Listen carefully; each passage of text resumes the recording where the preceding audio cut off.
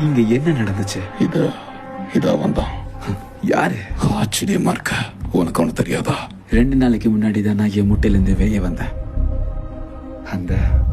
அது நான் யாரு?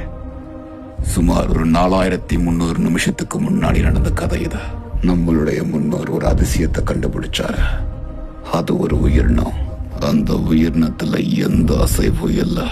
10 தலைமுறை வாழ போதுன்ற அளவுக்கு ரத்தம் இருக்கு. அவர் பண்ண நல்ல விஷயம் ரத்தத்தை எடுத்தது. ஆனா கெட்ட விஷயம் மொத்தத்தையும் எடுத்தது.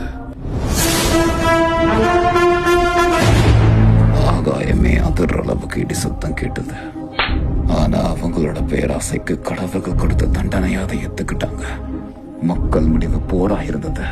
தினமும் தாக்குதல் தான். ரத்தத்துக்கு ரத்தம் பார்த்தாச்சு. ஆனா எவ்வளவு காயப்பட்டாலும் அந்த மிருகத்துக்கு ஒன்னும் ஆகல. அதோட சக்திகளை அளக்கவே முடியல. பல தலைமுறைகளை தாண்டி போர் தொடுத்தாலும் தோல்விகள் தான் எங்களுக்கு கிடைச்சது. சந்தோஷமா இருக்கு உன்ன நினைச்சா. அந்த மிருகத்தை பார்க்காமலே உன்னோட வாழ்நாளை கழிச்சிட்டா இது உன்னோட நாள். உன்னோட கடைசி நாளா கூட இருக்கலாம்.